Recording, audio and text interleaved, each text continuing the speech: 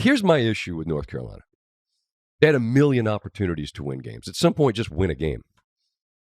Couldn't beat Duke, even without their best player.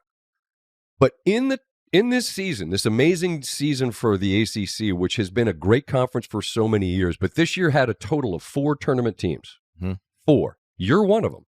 That means Carolina had 4 chances against the other 3 teams in the ACC during the regular season to win a game. You got beat by double figures in every single game. By Duke twice, in a non-competitive game in Cameron.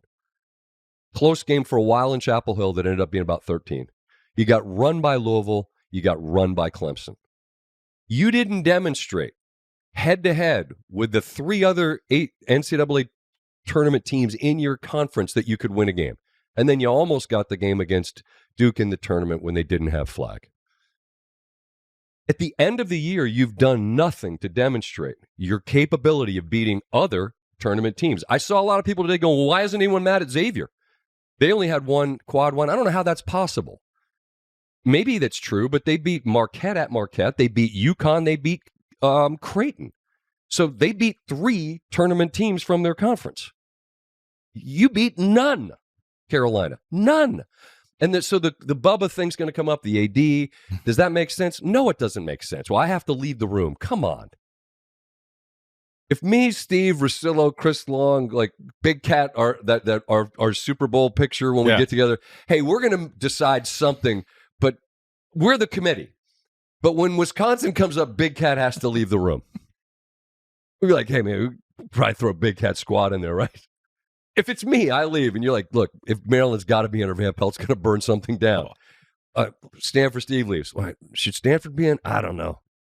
Probably. They got a bunch of VC dudes. We need some funding. Like, it's just human nature. But I'm taking all that aside, and I'm just saying, look at what they did. West Virginia, they brought up DeVries being hurt. You guys understand that they didn't have him for the whole conference schedule? They won at Fog Allen. They beat Texas Tech. What are we doing? What are we doing? All right, I got some stuff here. I'm watching the selection show, okay? I'm watching the Big Ten. I think it was 5:33. I look at my watch. I'm like, we got 27 minutes. And I'm watching, and they have Patino on, and they're going, and they come back out.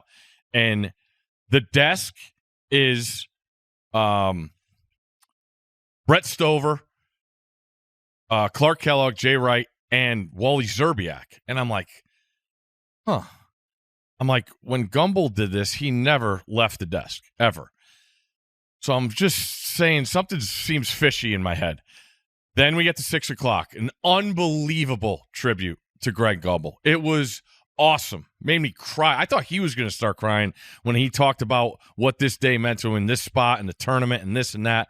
And then awesome tribute. But then they come out and Zucker and Seth Davis are on the desk, and they showed Clark Kellogg and Jay Wright leave to go to the other studio with those 2 guys.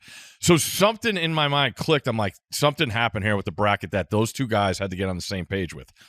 They come out. First 11, Carolina. I'm sitting on the couch. I'm like, you got to be fucking kidding me. My 8-year-old is in the back. She's like, Daddy, bad word. I'm like, I understand. And Alicia, my wife, is like, they got in. I'm like, they sure did. They're on the line.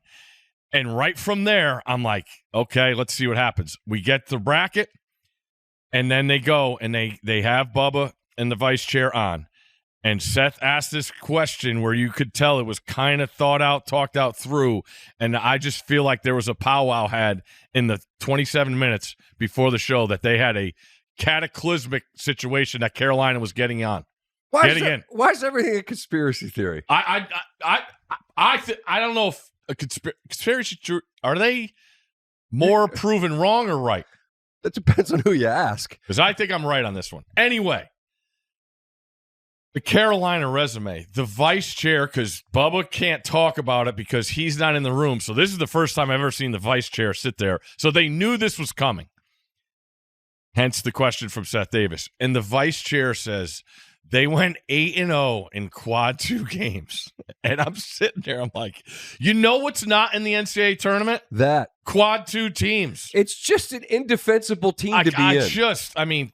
It's and like you said, West Virginia, I forgot who our guy was. He sent us the clip of when we talked about West Virginia fans and how much and he's like, he sent me the clip of us in Oscar's studio over the summer when I was talking about their baseball team, and he just wrote, "The curse continues."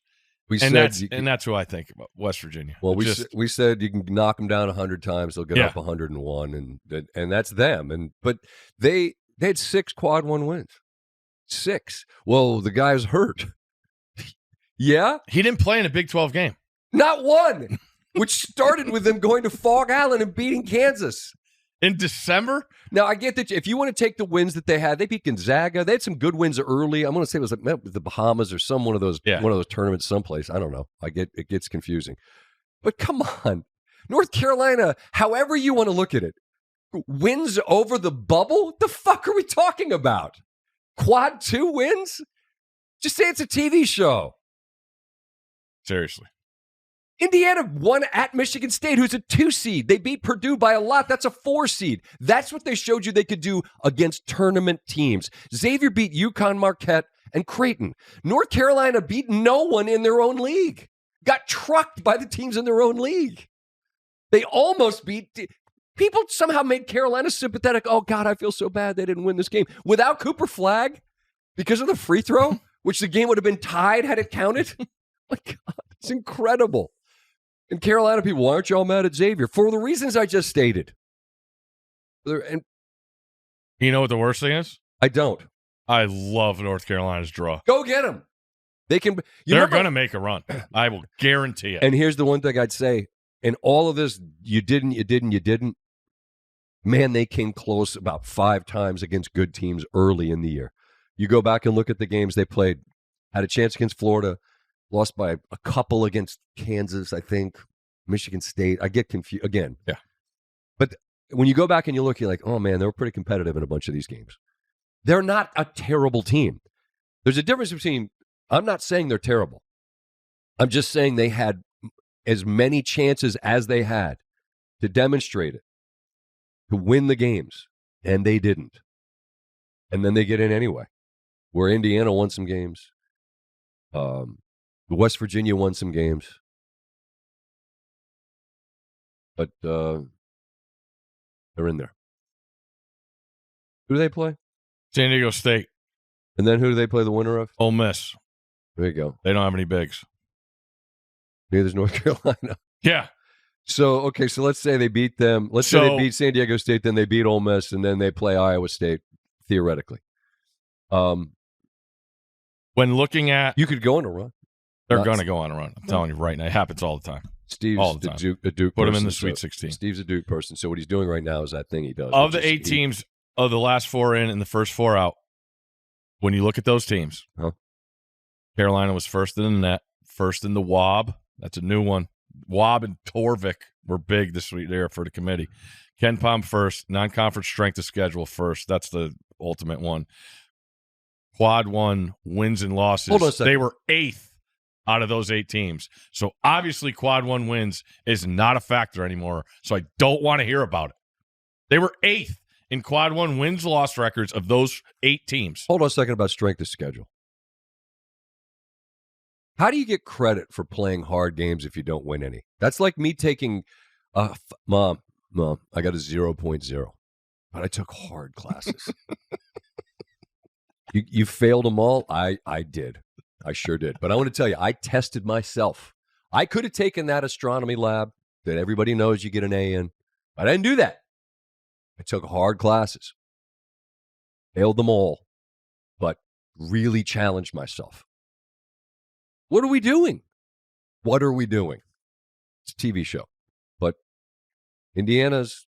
They're going to Sweet 16. They might. Sweet. I don't get angst-ridden about the back end of the tournament, mostly simply because you aren't talking about teams that are likely to be capable of going on a run. This particular one, though, is just so specific as it relates to here's the guy that's the athletic director at the school that then comes on the air. Perfect storm.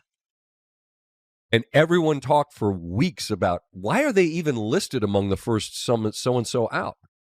Because of all the things we just talked about. Not winning any games. Didn't make any difference.